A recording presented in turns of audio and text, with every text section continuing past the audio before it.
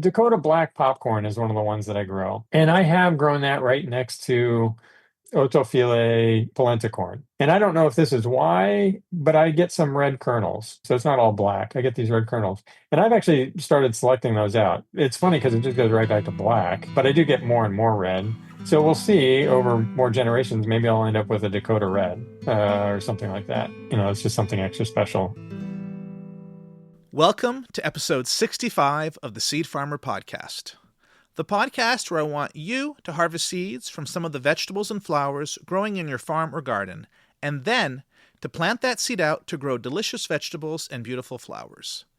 If you enjoy the Seed Farmer Podcast and find it to be a good resource that helps you improve your seed work and farming, please support the show at spreadsheet.farm/support-podcast. I'm your host, Dan Brisebois, seed grower at Tournesol Cooperative Farm and author of The Seed Farmer, a complete guide to growing, using, and selling your own seeds. Today's seed conversation is going to be about growing seeds on a market farm rather than growing seeds for sale. But first, news. On May 21st, the Organic Seed Alliance is having another virtual open house quarterly call. I've been telling you about these, the last 3-4 months. This is the third one, and it's going to have a similar structure, at least as far as I understand it. It's going to be a similar structure, meaning part one will be seed dating. So you sign in, you'll be matched with 1 or 2 people and get to meet a new seedy person, or maybe renew acquaintance with a seedy person you met before. Part 2 is going to be presentations. Nico Engelbert from SeedLinked and Jared Zeistra from Organic Seed Alliance, who was also on a previous episode of this podcast. Nico and Jared will talk about the Osprey project. Osprey stands for Organic Seed Production Research on Economics and Yield. This project is all about seed yields. It's in the names. So if you're curious, you'll find out more in the presentations part. And then part 3 is going to be a series of breakout rooms where you can break out into a smaller room to have a discussion either about the presentation or other seed-related topics. These quarterly calls have been really great and wonderful ways to meet seedy people and learn seed stuff. So you're invited to come. It's free. There's a link in the show notes. So that's May 21st. In terms of Tournesol news, it's potato time. Seed potato time, that is. We've been taking pre-orders of seed potatoes since January from gardeners and from farmers. And now we have received our seed potatoes. So we get our seed potatoes from Eagle Creek Seed Potatoes in Alberta. They ship them, or we order a bunch, and then they ship a bunch of pallets, and we received those yesterday. And we've been breaking down the pallets into smaller batches. And here's essentially what that looks like. First off, we separate the varieties onto different pallets. So we break down the pallets into a unique pallet for each variety, or maybe a couple pallets for some varieties that are really popular, such as German Butterball. Make sure that all the potatoes are there. Count all the bags. Make sure they're there. And then we set up a couple stations, and we separate those larger bags into 400-gram bags, 1-kilogram bags, 5-kilogram bags. As we process each variety, we then move those smaller bags into a pull area. We've actually taken over the lunchroom for potatoes. So we have, just shelves and the dining table set up in the lunchroom, and we're placing all the potatoes in order of their product codes. So that makes it really easy when we have a printed order to pull those orders and get them ready for fulfillment. And once we're finished setting up, and I think we'll be finished packing up tomorrow, we'll start fulfilling orders. We've actually started shipping some of the biggest orders that farmers placed just to make some space. Once we're ready to do really shipping, at that point, we'll get all the local pickup done first, because those people can get those potatoes immediately. And then we'll move into all the shipped smaller orders.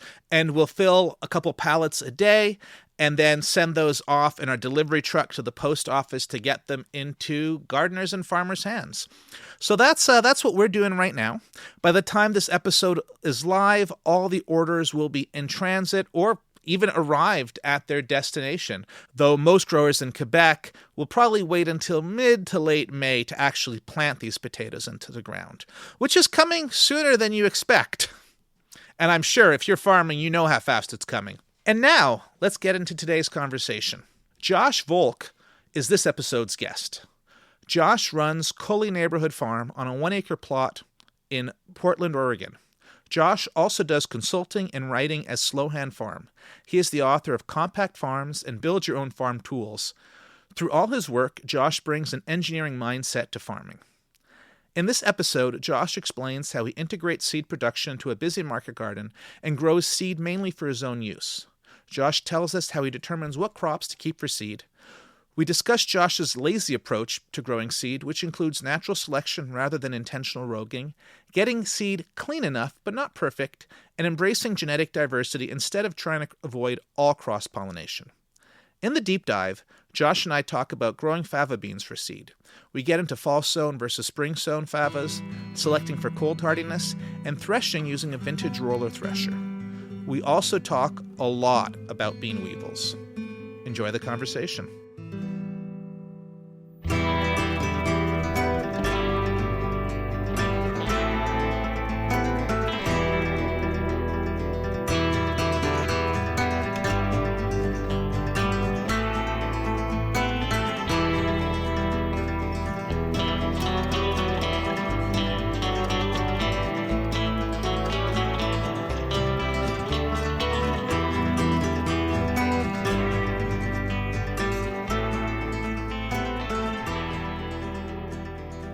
Hi, Josh. Welcome to the Seed Farmer Podcast. Thanks for having me, Dan. It's great to be here. I've been looking forward to this conversation for a long time. You were one of the first folks to give me feedback when I told the world I was going to launch this podcast, and you said you'd love to come on and talk about growing seed on a market farm. And we got a chance also to hang out a little bit in Oregon this winter. So it's really fun to have you here, and I'm excited about this conversation.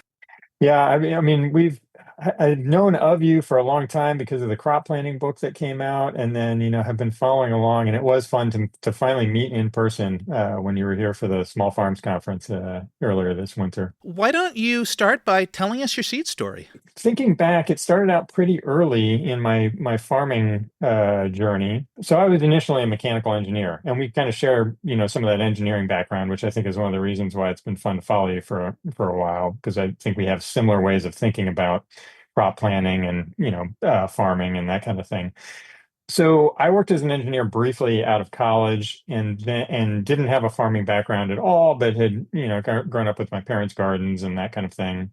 But I was really interested in food and eating, and happened to be an engineer in Silicon Valley, which is where John Jevons, and some people might know his name from his book How to Grow More Vegetables and Ecology Action.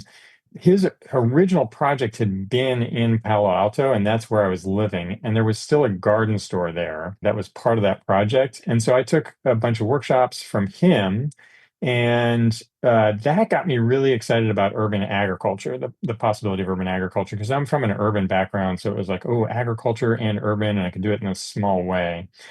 And so then I, kind of went off different places trying to learn things. And one of the places I landed a little bit randomly was Tucson, Arizona, very on, maybe a year, two later, a year and a half later.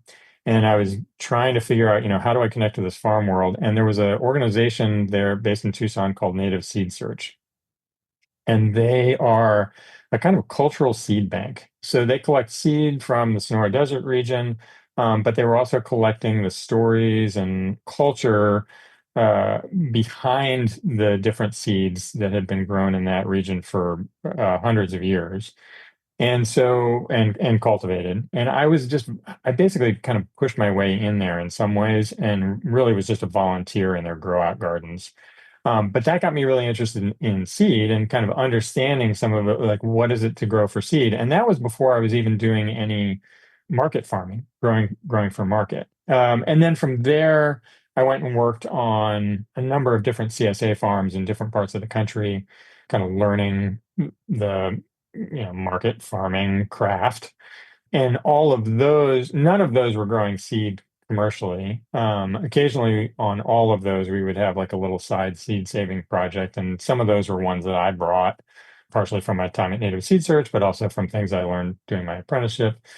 And then I've just kind of continued that where I've always had little side projects and been really interested when I meet seed growers to talk to them about like, oh, what are you doing that's special and kind of how do you save these particular types of seeds? And I think some of that is also the influence from John Jevons and this and biodynamics and this idea of kind of self-sufficiency in some ways and the keeping the farm as its own organism. So it sounds like when you learned a bit about agriculture and farming, growing seed was actually just one of the things that you learned at that point, and it just made sense to do it because that was part of the skill set you were taught. Yeah, exactly. And it's part of the life cycle of the plant and kind of seeing the plant through. And if you're lazy, and I tend to be lazy in some ways, and you let the plants go, that's ultimately where they end up. If you're growing annuals, you can kind of accidentally even get into it, and that's the way that I have gotten into some of the seed, where it's just like, oh, well, this thing's going to seed, I might as well see it all the way through. Now, you wear a lot of hats. I mean, I've been following your Growing for Market articles for years, and they're, I was going to say all over the place, but I don't mean that in a negative way. You cover a lot of topics, but I remember it must be like 15 or 16 years ago, even seeing you write about dry beans and pulses. But can you tell us a little bit about the farming part of what you do nowadays, but maybe also talk about that? I think you even had a blog at one point about grains and pulses, if I remember well. Yeah, there's so many different things that I do, and that's both a blessing and a curse in the sense that I do a lot of different things, which means that I don't do any of them, I think, at a as high a level as I could. And I just got back from Japan, where people seem to really concentrate on doing one thing really, really well, and I admire that, but that is not my personality.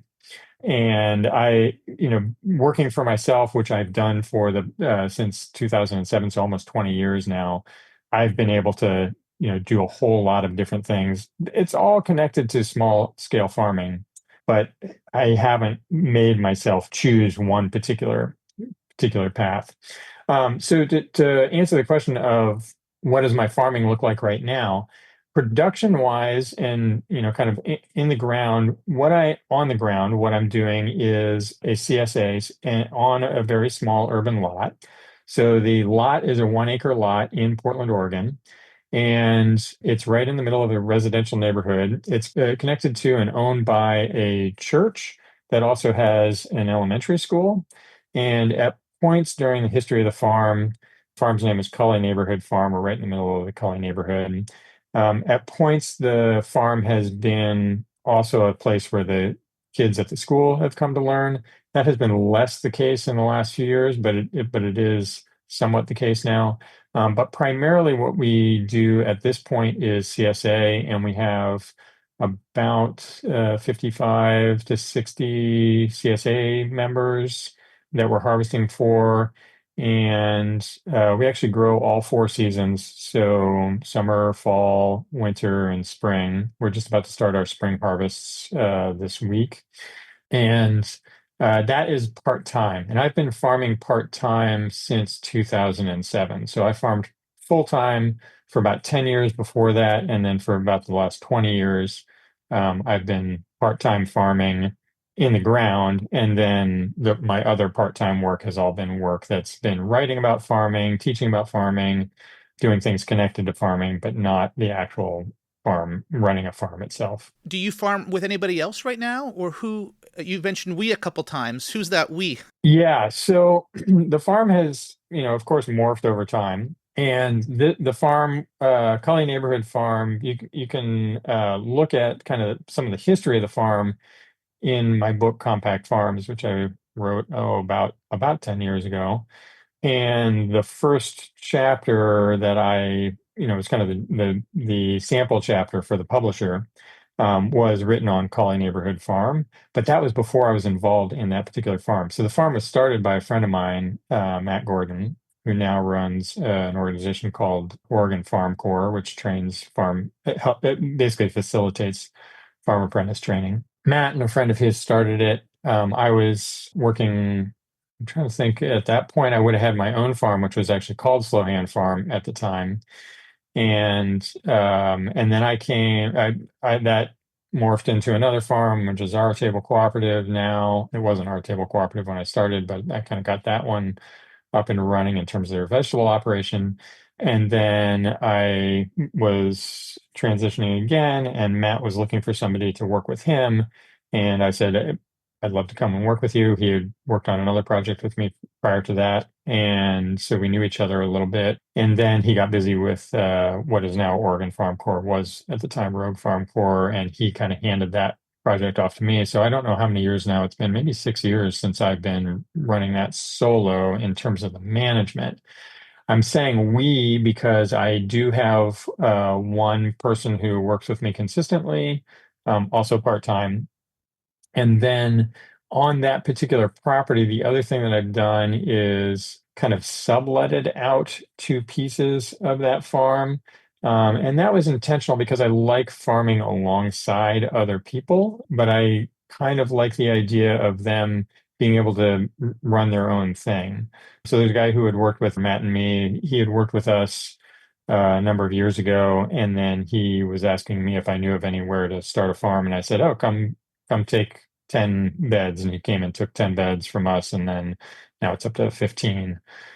So he kind of does about a third of the space, and then there's a very small portion of the space. A former CSA member of mine who was a flower grower, she took over that, and so Sam runs Vicolo Farm, and he does a CSA also, but his CSA distributes offsite, and Cully Neighborhood Farm, it's all on-site distribution.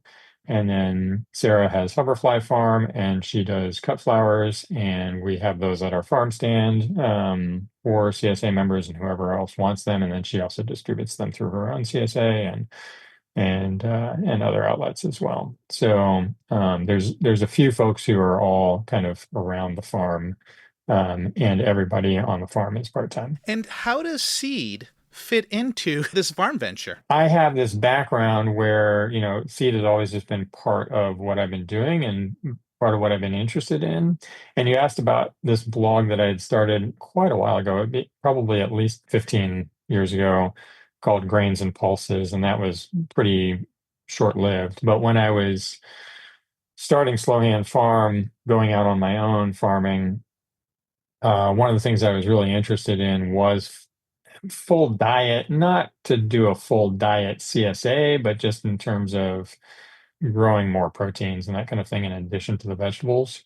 And I love to bake, and I eat beans a lot. And so those are two crops that I was really interested. Could I make this work in the super small farm context?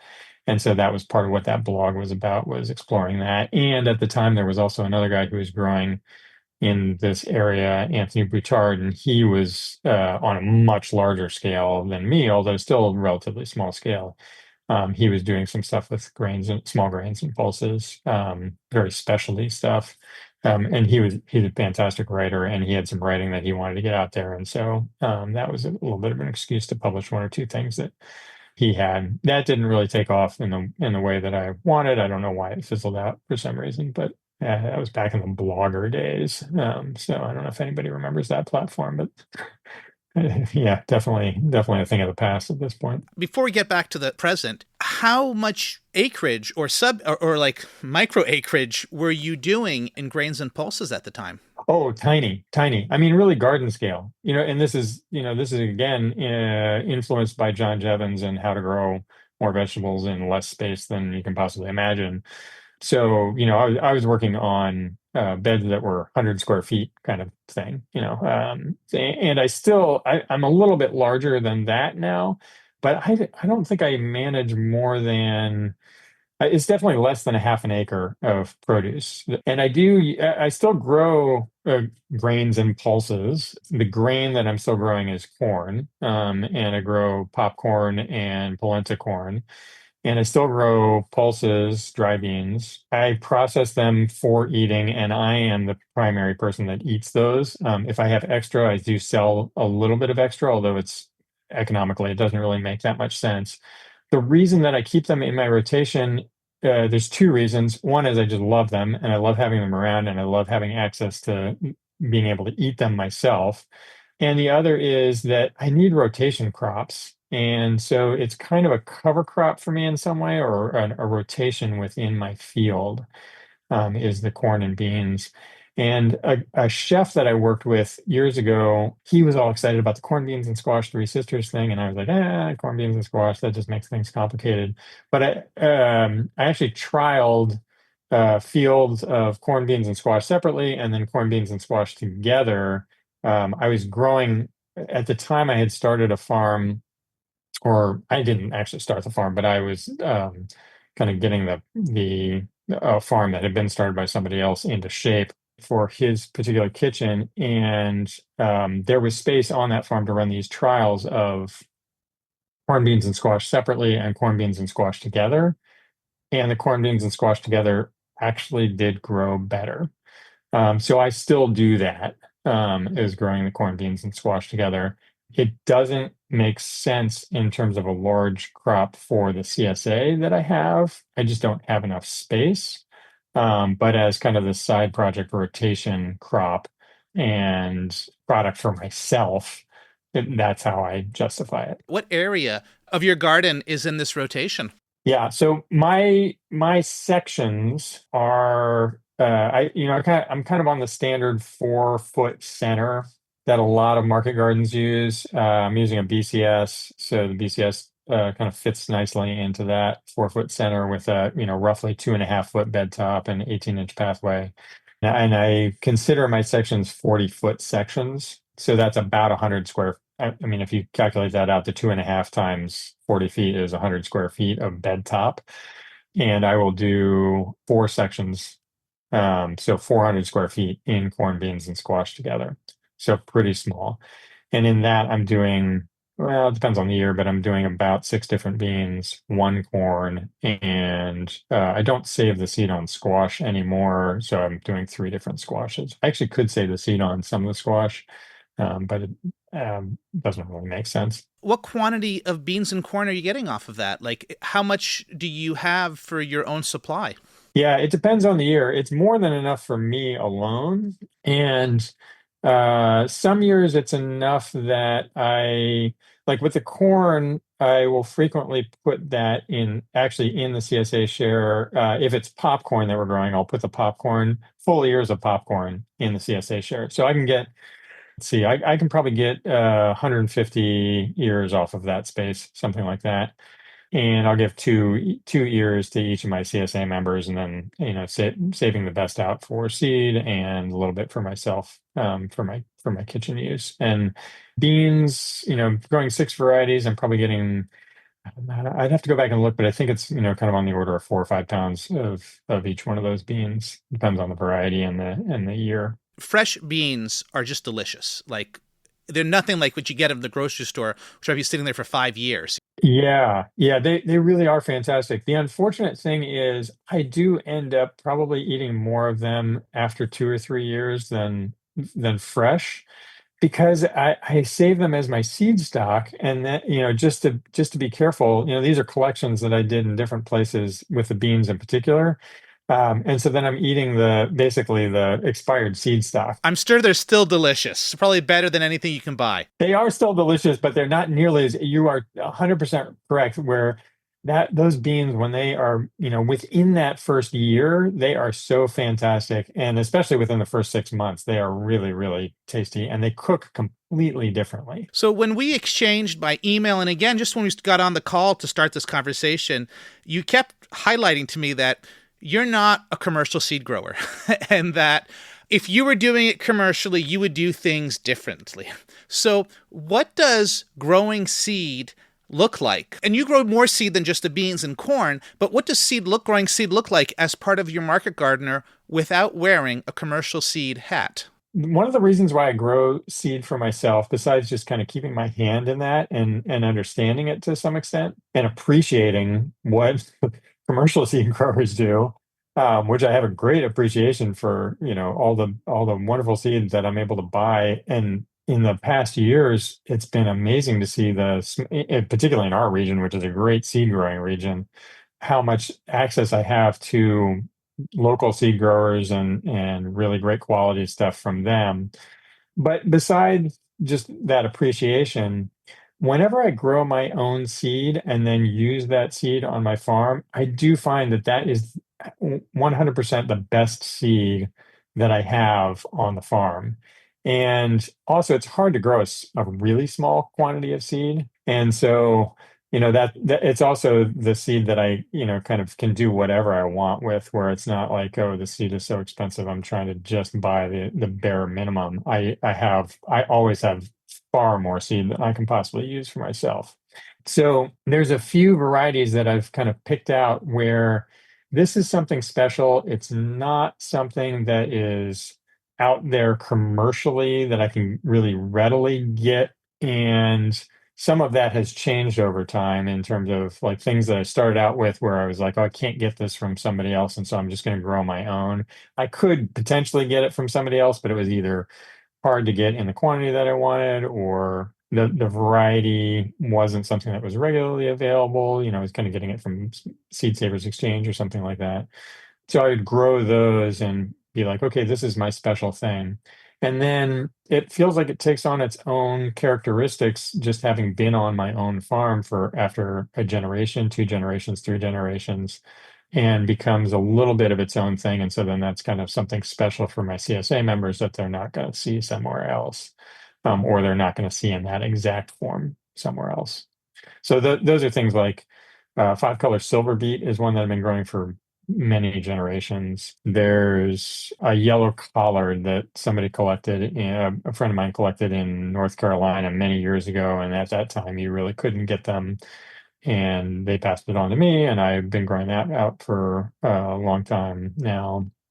Now that's more available, but in the past it wasn't. I'm trying to think some of the other ones. There was a leek variety that I grew for a while, and it was not widely commercially available. And then it became one of the local seed growers started growing it, and so I was like, oh, I'm not going to grow that one anymore because I don't need that extra project. So yeah, those are some of the varieties that I grow. No, it's fun the way that you present it. You're not trying to grow everything. You're not trying to be totally seed self-sufficient. You're just trying to make sure you have the supply of seed that you really like. And if you can't get it elsewhere, you can get it yourself. Yeah, and low hanging fruit. So those are one, like chard is one where that one's relatively easy in terms of I don't have to worry about isolations. There's nothing else that I'm growing or that's wild in my area that is in people's gardens even. Like there's not a whole lot of stuff. I mean, even though that one crosses out really readily, If no one else is growing it nearby, you're fine. yeah, I'm totally fine. There's other things that like squash might end up being a problem or that kind of thing. Although one of the other great benefits of growing for myself and not worrying about the commercial thing is I don't really care that much if I get a little bit of crossing. It just creates its own thing that's extra special. I love hearing that. That is kind of the mantra that I think I have for this podcast is a little crossing is fine. Don't worry about it too much.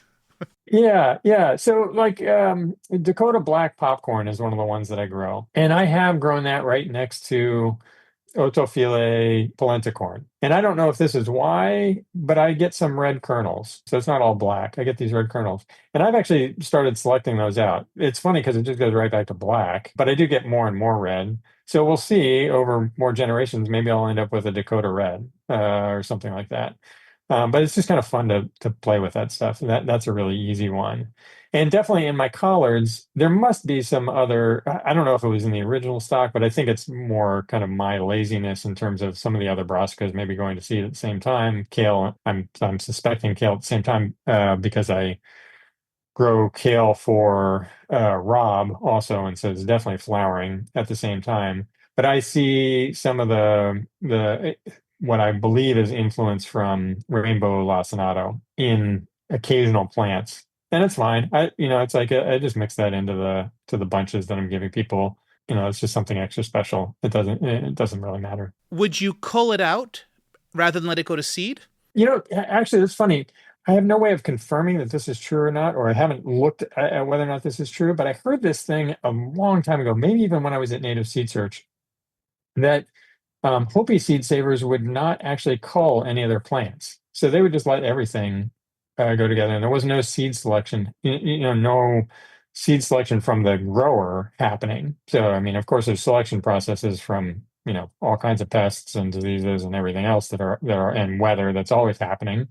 But the growers wouldn't actually select plants because who knows what genetics are in even those ones that aren't doing well in this particular year that might be beneficial in a subsequent year. And so I kind of have that in the back of my mind a lot of times when I'm saving seed, where it's like, if something gets in there that's not great, maybe there's some benefit to that I don't even recognize. That said, like with the chard, the five color silver beet that I grow, I definitely will overseed trays, and then I really like the oranges and yellows, and especially the oranges. And so when I'm thinning trays and deciding what to plant out, I'm leaning towards oranges. And I think those are the hardest ones to get in some ways.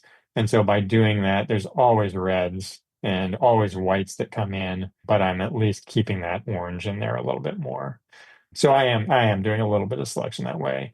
In terms of the collards, if it was obvious to me and easy, I would rogue out those plants, but it's not a formal thing that I'm ever doing.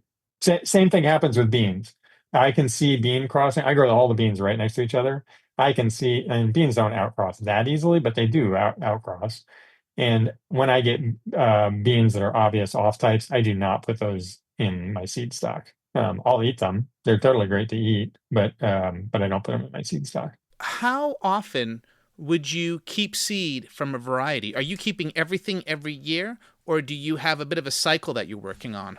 Yeah, I kind of used to do that just because I wanted as many generations as possible. And then it just got to be overwhelming. I was like, I can't possibly do this. For most things, it's every other year at the most. And some things get stretched out 3 or 4 years. And occasionally it'll be, 3 years, and I'll be like, oh my God, I haven't grown this for a while. I probably should regrow this before I lose it. So yeah, it's a little bit opportunistic. So it depends on what it is. Also, if my seed stock starts running out, that's a problem. Because I'm growing my own seed. When I buy seed, I am trying to refresh it more often. And I don't know how long. I mean, with commercial seed that I buy, you never know how old that seed actually is when you get it. But I know exactly how old my seed is, and so I think I can. It feels like I've been able to keep seed and keep it going for longer because of that. Whereas, a lot of things, if I were to buy it commercially after 2, 3 years, I'd be like, I'm just not going to use that anymore. I'm going to refresh that. But after 2, 3, 4 years, if I had the same thing of my own, I'd be like, no, it's probably still fine. And it always seems like it works out fine. So even if I'm going 4 years on most of the things that I'm growing, it doesn't seem to be a problem. It sounds like you're doing it a bit on knowing what your seed inventory is, that you're not keeping an elaborate spreadsheet with where you're at with each variety and whether you should whether you should grow it out again or not. Yeah, no, I mean, so I keep the date in the container that whatever the seed stock is that I have, that's dated. So it's like, this is from this particular season. So I know that. On most things, for at least a year, I will have 2 generations on hand until I've confirmed that the next generation, something wacky didn't happen with that once I've grown it out. And so that means that usually I have 2 generations on hand, so I can always go back to a previous generation. That said, I cannot remember ever. Oh, well, actually, no, it just happened once. I had a bean weevil infestation in a more recent generation of one of my varieties, and I had to trash that, and so I had to go back to an older generation on that. So that's the only time I can ever remember doing that. But I do save. I do usually keep around 2 generations, and part of that is just I'm lazy about getting rid of the old stock. So every few years I have to go through and be like, oh my God, I've been holding on to this way too long. There's no reason for it to stay here, and I just need to toss that in the compost, unless it's dry beans, and then I can eat it. It's hard to move on those seeds, those life forces that you've helped. It really is, yeah. And it's crazy how much. I mean, my composting system is about as lazy as my seed saving system, and so I get all kinds of germination in my compost piles when I throw that stuff out. And it's like, oh my God, all that seed was totally good. I really like what you were explaining about having two lots, and I can see that could work really well in a market garden context because your lots are not going to be like 25 pounds, and it just always gives you that buffer, and it's just so important to have remnant seed, as you've illustrated with your bean weevil story. Yeah, and my lot size totally depends on what the crop is. But for dry beans, of course, I want to eat as much as I can, and I actually transplant. I've come to the point where I'm just transplanting beans at this point because I'm doing so little of them, and that helps with the weed control and the getting the density right and all that kind of thing. Is just a little bit more sure. So like I've gotten to the point where I used to save a pint, and now I'm really just saving a cup of seed. And so, that's not very much seed. Chard is probably the thing that I get the most seed off of, because I'm not going to use chard seed for anything else. And I'm probably ending up with about 2 or 3 gallons of seed. And I don't need to save all of that, but it'll end up in a gallon Ziploc, and that'll sit around for 4 or 5 years before I dump it in the compost pile. Do you swap seed with anybody or share any of that seed with other folks? I don't intentionally do that, but every once in a while, somebody will ask me, like, they'll see an Instagram post or something like that, and they'll be like, "Oh, will you sell me some of that seed?" And I'm like, "I just pay the postage and I'll mail it to you." That said, it's kind of a pain to do, so I try to avoid doing that. But generally, if somebody wants some and I have it, I'll just give it away. What does your seed storage look like? Basically, it sits in my basement. It depends. So the beans, because I have problems with weevils, I put them in a freezer when I can. And this last winter, I finally broke down and was like, I need more than just my home freezer, like my kitchen freezer. And I bought a small chest freezer. And so I keep those as frozen as possible, trying to deal with that weevil. I haven't been doing that for long enough in that chest freezer to understand whether or not that's going to work for me. I haven't gotten clear information on kind of how cold it needs to be for how long in order for those weevils to actually be killed. But the weevils actually don't seem to impact germination as long as they're not too bad. Most of the times they're not too bad. And then for eating, I just have been sorting them out, which is not ideal, but does work. We freeze beans in just a chest freezer that we got for about 2 weeks, and I haven't seen a weevil problem since we've done that. And you had them before that? Not systematically. We'd have a lot or two with weevils every few years, and since we've been freezing them for 2 weeks, we haven't had a problem. Oh, that's great. Yeah, I started out with no weevils at all. And then at some point they came in and it was a very small problem. And then over the years, it has definitely gotten to be a bigger and bigger problem. And it depends on the bean variety a little bit, but really they will get into any of the bean varieties. The worst are favas. And I think they've always been there in the favas. And I don't know that that's the same weevil as the other beans, but the favas definitely are horrible for weevils. If you're already a seed farmer, or even just thinking about harvesting seed from your plants for the first time, head over to seedgrowers.farm for my free seed grower resources. There is cross-pollination information, seed yield information, even a few seed spreadsheets. There's also a list of my favorite seed books and podcasts. While you're there, you can also sign up for my weekly newsletter to get seed grower tips and stories straight into your inbox. So head to seedgrowers.farm for my seed grower resources. Now, back to the show. Well, now that you mentioned favas, maybe we can pivot into the deep dive and talk a little bit about favas. You told me a bunch of different crops that you grow for seed, and I said, do you want to talk about favas? And you said, sure. So what do you like about fava beans? The primary reason why favas are one of the seeds that I save is because they feel relatively expensive to purchase as seed, and they are relatively easy for me to save as seed. So, it's a little bit opportunistic and it's a little bit of an economic decision, although I'm certain that it would actually be cheaper for me just to pay that high price of the fava seed than to save my own seed. And that's the case with all the seeds that I save. I don't imagine in any way that I'm saving money by saving my own seed. I think on the scale that I'm at, it's definitely cheaper for me to just buy seed from other people. But the favas are probably one of the ones where it gets closer to being economically viable for me to save the seeds. And part of that is just they're so bulky and it's expensive to ship them and they take up a lot of space and all that. And I'm growing them anyway, and a lot of times I grow more than I need, partly because I have my own seed and I've got a lot of seed. It's a great cover crop, and it's something that will make it through the winter here in the Portland area pretty regularly. And I've definitely done selections on that, not necessarily intentionally, but when it gets really cold and things freeze out, the ones that survive, those are the ones that I end up saving seed on. And so I think they're, more cold hardy because of that. And I oftentimes will harvest greens and, possibly even some pods off of the favas before I end up saving them for seed. So you asked about selection earlier. It's not something that I'm selecting very much at all.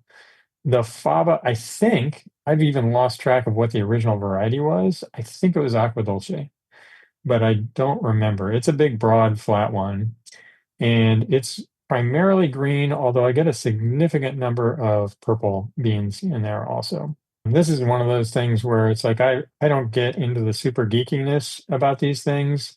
I just am really playing with it more, trying to see what I get. So I've sorted out the purple ones at certain points and just planted the purple ones, being like, oh, I wonder what happens when I do this. And I pretty much get the same mix back. So I don't know what the genetics are there, how fava genetics work, but whatever is causing the purple in there is not the dominant gene. We haven't even talked about your climate. You generally sow them in the fall, favas? Yeah, so I'll do two separate crops of favas. So I'll do a fall sown, and those are sown early October. I'm trying to get them up, but not too big before it gets cold. Some winters, like this past winter, I don't think we even had a hard frost. We may have had like one hard frost. It was just an incredibly mild winter. And so they'll go through that winter, no problem. Ironically, I'm not actually saving any favas this year. I then do a spring planting. I'm generally seeding those in about February. We usually get a weather window somewhere in there where it dries out enough that I can get into the field. So I'm shooting for early February, but sometimes it gets pushed back a little bit. Is it always the fall sown that you'll keep seed from? Yeah, it's always the fall sown that I'll keep seed from. They do flower much earlier, and they, of course, then mature the seed earlier, and so that's part of the reason for that. The other reason is I want plants that have been through the winter and have gone through any of that selection. So those are kind of the two reasons why the fall is the one. After your plants flower, are they covered with pods? And the reason I ask that is we've tried growing favas for years, and we've had a couple of years that are successful, and I think we might be just too hot. That it goes like from it's winter, then we can sow, and then like a couple of weeks later, it's hot, And I think that the pollination period might need to be a bit cooler. And so I have a little bit of fava envy. And so I'm curious what your favas look like in a climate that's better for them. I'm kind of at the top of the Willamette Valley. I'm right next to the Columbia River, which is the border between Oregon and Washington. And we're just over 45 degrees north. The Pacific Northwest climate, on the west side of the Cascades, which is where we are, we get significant winter rains, although it's not crazy. I would say I think where our farm is, the average is somewhere around 40 inches of rain in a winter. And that will sometimes it depends on the year. Sometimes that rain kind of stops in April, and oftentimes we'll get a little bit of consistent rain in May and June also, but pretty much by July it's dry. And then July, August, September are fairly reliable, or have in the past been fairly reliably dry. We might get one rain event in there, but it stays pretty dry. And then late September is often when the rains come back, although we can have dry ends of September and Octobers. So that makes it really, really ideal for a lot of the dry seed growing. And the other thing is, you were talking about temperature. Historically, our temperatures have been pretty mild on all ends. So in the wintertime, it's not uncommon for us to get hard frosts, meaning under below freezing. Maybe in the Fahrenheit scale, we're kind of 20 in the mid 20s would kind of be pretty cold for us. It's rare for us to get down below 20 Fahrenheit. It happens very occasionally, and they don't usually last for very long. Maybe a day, maybe a few days. Oftentimes in the daytime, it'll warm up above that, and then it'll go back down to that overnight. But that's not consistent. That's only like a few days to a week, maybe a couple of times over the course of a winter. And like this, and it's also possible that we get hardly any frost in a winter. Like this past winter, there was notably almost no frost at all. So our winters are the kind of average temperature in the winters is more like in the mid 30s, just above freezing to mid 40s, and overcast and rainy, but not like super heavy, crazy rains necessarily. More soaking rains or mist. So, all of that means that we're able to take things through the winter in the ground, or, we can plant things pretty early. We don't have a lot of light in the winter, so things kind of shut down growing, but they're not going to necessarily die. And then our summertime, also, the temperatures don't get that high. It's been getting warmer and warmer here, so it's definitely getting warmer and drier in the summer times. But historically, it's been kind of mid 80s is high temperatures for us in the summer. And we'll often have weeks where it's only in the high 70s. And every night it's getting down into the 50s. So it's cooling off at night and then we're getting warm during the day. So it's pretty mild conditions. And even when we've had weeks in the 90s in the past few years, it still will get down into the 60s at night. And so, for the most part, we can mature a lot of things that other folks they would burn up further south or further east like you are. Low humidity also in the summertime. That's quite nice for seed growing. Yes. Yeah.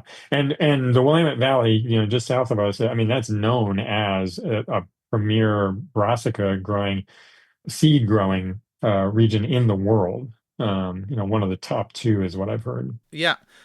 With a lot of different seed production, a lot of grasses seeds also. And Frank Morden and Sarah Klieger from Adaptive have both been on the podcast, and they farm in that area too, and I think have some nice conditions. Yeah, and I was kind of saying earlier, I mean, partly because of the climate, and then also because of that climate, we're super lucky to have a lot of really wonderful seed growers like Frank at Wild Garden Seed and Sarah at Adaptive. And then Brian and Christine up at Uprising. They're further north, but up in Bellingham, Washington. Those are folks, and there's more, but those are all folks that I get most of the rest of my seed from because we're in this region where, most of the seed can be grown and is grown. And they're growing fantastic varieties, which are really well suited to what I'm doing. There's a little bit more envy there I have for great bioregional seed. I mean, we do what we can in this area, but we don't have the same conditions to have as broad a range of great crops. But let's talk favas a little bit more. So, you mentioned that you will pick some of the pods off of them, even if they're going to go to seed. How many pods are you hoping for per plant in the end for seed? Not very many. And I always get more than I need. And so it's not that important. Oftentimes what happens with the overwintered crop is that it gets a little ragged and it comes at a time where I don't really need the harvest, or maybe I just need to harvest the greens. And so I'll pick off the green, like basically pinching the tops on the plants and making those into bunches for early spring shares, but then not picking any pods at all off of those plants. And that's why I end up with 3, 4, 5 gallons of seed. Whereas, I probably could get away with, in terms of my use, I only necessarily need maybe a quart or 2 quarts. But because I have extra, I basically have changed my whole seeding regime around where I just throw seed out in furrows and fill those up and don't worry about it too much because I have so much excess seed. I used to be really careful about planting individual seeds every 6 inches and getting the spacing just right. And I don't worry about that at all anymore because I have so much excess seed. What are you looking for as an indicator that it's time to pick the dry pods for seed? In our climate, I can just wait until the seed pods are literally, cracking dry. And they won't shatter. They don't shatter. Sometimes I let them go longer than they probably should, and that's another thing where because I'm only growing for myself, the ultimate seed quality is not my top concern. It's more my own convenience. And I have so much excess seed where it doesn't really matter that much to me. But I can get it fully dry in the field. And I wait for a dry, warm afternoon where the seed pods are going to be as dry as possible before we pick them off the plants. And then we literally are picking the whole pods off the plants. We're not pulling the plants in. Part of that is just that's the easiest way for me to get the cleanest thing.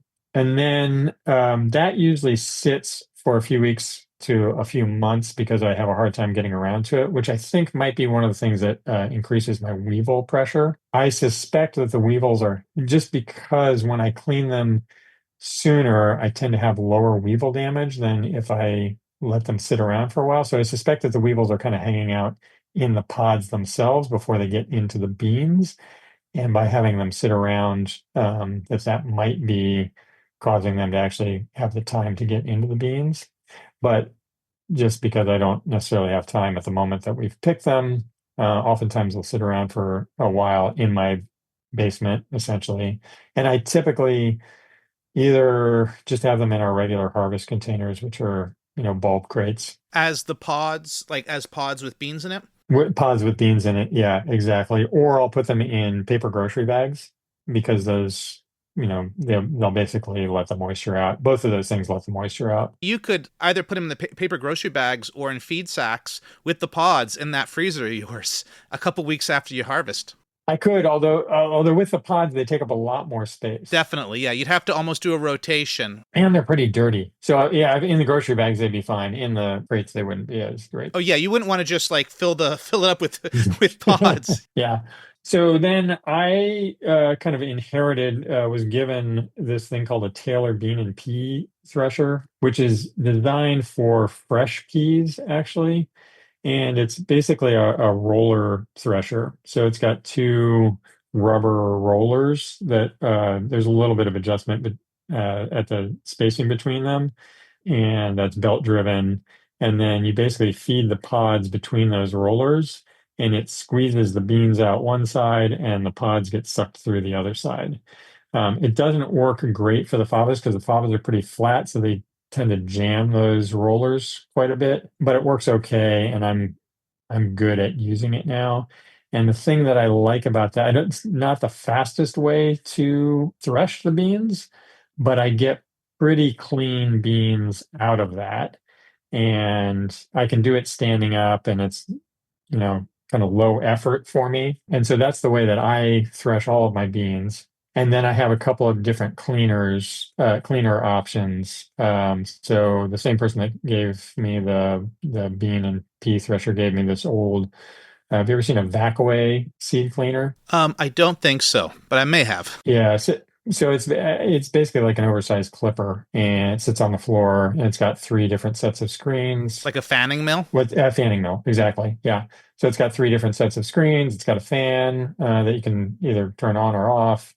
And so with the favas, I'm just running it on the largest screen that I have. Full blast on the fan too. Full blast on the fan, yeah, and I'll run it through there once or twice. And again, another thing about growing the seed for myself, nothing has to be perfectly clean. None of the seed I'm growing for myself goes through is planted with a seeder. So I'm just hand seeding all this stuff either into seed trays for the greenhouse or into the field. The favas get hand seeded in the field. So cleanliness of the seed isn't super critical for me. Yeah, it's not as important as something you're trying to singulate those seeds. Yeah, exactly. So let's move into the wrap-up questions. What would you tell your younger seed growing self? I was thinking about this question, and I don't know that I would tell myself anything. I think I would just let myself go through the same process I went through. I mean, I think it was in some ways it was kind of dumb luck where in the beginning, I think it is useful. Like I was saying in the beginning, I was more apt to save the seed every single year. And I think that was great for learning. I was like, do it more often. And then I got to the point where I was like, okay, I have enough learning in here. I don't need every single generation. And it's kind of becoming a little bit overwhelming with the number of different things that I'm doing. I don't think there's anything that I would necessarily tell my younger seed growing self. I think the way that I've done it has just fit at the moment what I needed to do at that particular time, or not even what I needed to do, but something that made sense at that particular time. And maybe that's what I would tell folks who are really interested in it is just kind of do it the way that it makes sense for you at the particular time and don't feel like you have to do it any particular way. There's lots and lots of different ways to do that, to do this, and none of them is more right for any one person than another. So are you sneaking ahead of my questions? What I'm going to ask you, what would you say to market growers to inspire them to start growing seed? Yeah, well, I think that does sneak ahead a little bit, but I mean, what I would say to market growers is pick a crop or two crops or three crops at most to start with that are low hanging fruit in terms of, so tomatoes is another one that I do and have been doing. That was one that I was taught at my apprenticeship. That's just a super easy one to do to learn wet seed processing. And the tomatoes are you're gonna grow the tomato essentially to the point where the seeds mature, whether or not you're growing them for seed or not. And so it's pretty dead simple to just pick out your best looking tomatoes and smush those up and let them rot for a couple days and then pour off the pulp and dry the seed, and then you've got your seed for the next year. That's a super dead easy one to start with. Dry beans are another one. If you're already growing dry beans for eating, then you have the seed. It's right there. So yeah. So things like that, pick some low hanging fruit, and the process for dry beans, I mean, it's a little bit different than growing chard, but it's not that much different than growing chard.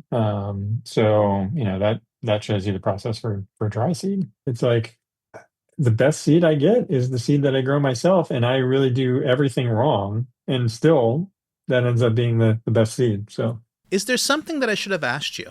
oh my goodness, we could have gone so many different directions. This is another one where no, there's not something else that you should have asked me. There's lots of other things that you could have asked me. Is there anything you wish I asked you? Anything that I would like to say? No, I think the main point that is that last point of, I think growing seed is a great thing for market gardeners to experiment with, just to gain an appreciation of that skill and kind of see how it goes. But I don't think that any market gardener should or needs to think that they're going to produce the majority of their seed or that it's going to save them money to produce their own seed. Now, you wear a lot of other hats than seed person on a market garden.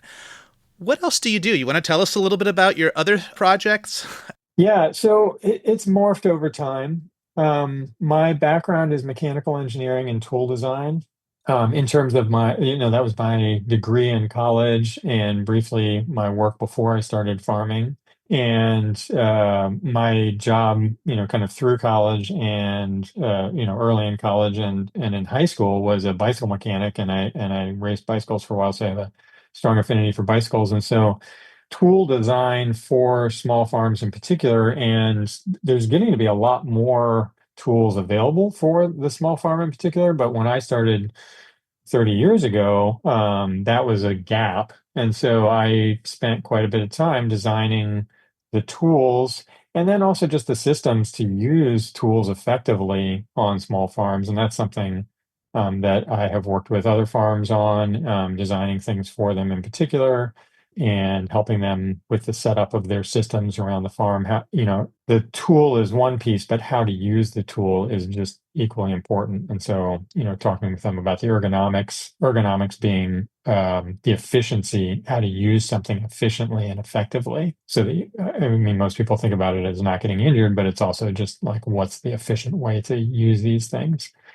So that's a piece that I've been really interested in. my background and my start, the inspiration for me early on was John Jevons and kind of this really small scale production. And I am still really interested in that. And so I've kind of continued to write about that and explore, who else is doing that and kind of what makes it successful for them and try and share that information with other people. And as a business owner myself, I got into bookkeeping because, keeping my own books, and then had the opportunity to take over some of my friends' bookkeeping clients who were small farms. And so looking at the numbers, kind of, I think it's connected to that engineering and numbers background, spreadsheets, all that kind of thing. You and I share a great love of spreadsheets as a fantastic tool on the farm. And so bookkeeping, kind of in the last number of years, and also my partner, who I did farm with on some farms for a while, and she got out of farming a few years ago, but she went to business school, and so I kind of got this business degree by osmosis. And so the bookkeeping and kind of business side of things, I've been doing a lot more work on that in the last 10 years or so because of just because of opportunity. So, I think those are the areas that I've really concentrated on in terms of projects. And you have a couple books published. You have the Compact Farms, which I think I have on my shelf.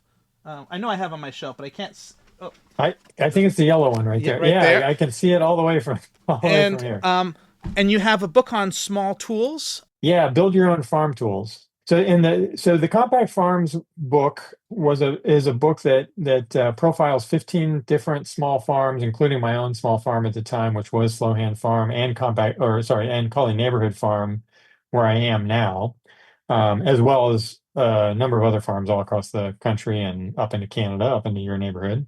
That was the book I'd always wanted to write, and I got really lucky because the publisher actually came to a friend of mine asking her if she wanted to write that book. And she said, no, but I know who does. And so she passed that book project along to me, Zoe Bradbury, who's in that book and a great friend of mine. That was kind of my reaction to books like Elliot Coleman's book and Jan Fortier's book, where they lay out one particular system and it's kind of like, this is the system. And I think that's great. I think there's a reason to do that. But I wanted to say, actually, there's all these different systems that are different and are also successful and can be used for anybody. And so that's a kind of a broader look at like, here's all these different ways that people are making farms under 5 acres work. And then I wrote the Build Your Own Farm Tools book. That came about because I'd been sharing a lot of my farm tool designs, things that have been useful for me online. And I had them all up on my website, or not all of them, but a lot of them up on my website. And a hacker took down the website, and I did not have it properly backed up. And I was like, well, I'm not going to put all this information back on the website. I mean, I should just figure out how the websites work. But I thought, I'll go and put this in a book, and it'll be more permanent in a book. And I had already worked with Story on the Compact Farms, and so I went back to Story and said, how about we do a book on build your own farm tools? And that's kind of right up their alley. And so I did that book, and that is a collection of tools that I personally have used on my own farms, and kind of also, a lot of the mechanical engineering background. If you're going to design your own tools, what are some of the things to think about and some of the techniques for making those better? So how can people find out more about what you're doing? My catch-all website is slowhandfarm.com. Slowhand Farm is all one word there. And that one has links to other places. It's not a particularly well-maintained website at this particular moment, but it also has links to my Instagram. I have multiple Instagrams for both personal and farm, the Slow Hand Farm and Cully Neighborhood Farm, and you can get to all of that via the Slow Hand Farm website. Well, thank you so much, Josh, for coming on the podcast and talking seeds, and I hope you have a fantastic season. Dan, it's been great talking to you, and look forward to talking again sometime in the future. And that's episode 65 of the Seed Farmer Podcast. Thanks, Josh, for being on the podcast. It's fun to have a formal seed talk. Maybe some other time we'll have to get together and have a podcast about crop planning or some other farm management kind of thing, spreadsheets and all that. Anyways, Thank you to Sofia Sideltin for the theme music. You can hear more of their music at sofiasideltin.com. Thank you to Molly Breezebois for editing this episode and for waiting patiently as I figured Zoom out to get on this call. And thank you so much for joining me in these conversations with seed farmers. You can find more seed growing resources on my blog at seedgrowers.farm. While you're there, you can subscribe to my newsletter full of seed growing, crop planning, and farm spreadsheets. You can also find out where to order a copy of my book, The Seed Farmer, a complete guide to growing, using, and selling your own seed. And you can support the podcast at spreadsheet.farm/supportpodcast. If you haven't already subscribed to the podcast, now's the time! You wouldn't want to miss the next episode. Until then, happy farming.